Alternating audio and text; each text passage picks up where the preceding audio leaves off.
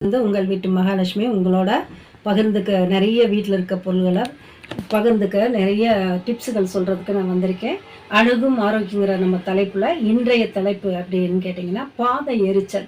நிறைய அதாவது உங்களுக்கு கொலஸ்ட்ரால் இருந்தால், சுகர் இருந்தால், வேறு ஏதாவது கம்ப்ளைண்ட் இருக்கும்போது சில பேருக்கு பாடி ஹீட்டுனாலேயும் பாதை எரிச்சல், கை எரிச்சல் இருக்கும்.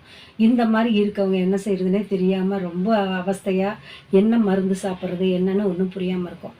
இதை ஈஸியான முறையில் நம்ம சரி பண்ணலாம். எப்படின்னு கேட்டிங்கன்னா, வாழைப்பூ முழு வாழைப்பூவை நம்ம வாங்கிட்டு அதை மேல் புறமும் அதை நுனியும் நல்லா கட் பண்ணிவிட்டு நல்லா இடித்து அந்த சாறை புழிஞ்சிட்டு சம அளவு மோர் கலந்து நீங்கள் வெறும் வயிற்றில் குடிக்கணும்.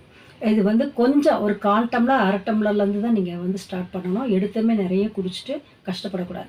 1/4 டம்ளர் 1/2 டம்ளர் அளவுக்கு வரைக்கும் நீங்கள் குடிக்க முடியும்னா இதை வெறும் வயிற்றில் 2-3 நாள் ஒரு வாரம் சேர்ந்தாப்பில் குடிச்சிங்கன்னா பாதை எரிச்சல் குறையிறத பார்க்கலாம்.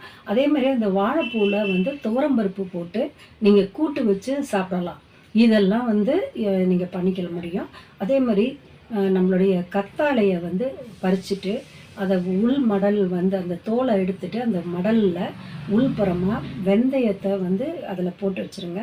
அந்த வெந்தயத்தை போட்டு வச்சு ஒரு 10-15 நிமிஷம் கழித்து அதை எடுத்து அரைச்சும் போடலாம். இல்லைன்னா அப்படியே எடுத்து நம்ம ஒரு வாழை இலை மேலே இந்த கலவையை கத்தாழையும் நம்ம வெந்தயத்தையும் கலவையும் கீழே பரப்பி விட்டு அது மேலே வச்சு உட்காந்திங்கன்னா ஒரு 20 நிமிஷம் படுக்கிறதுக்கு முன்னாடி இல்லை சாயந்தரமாக எப்போ டைம் கிடைக்கும்போது கூட செய்து கொள்ளலாம்.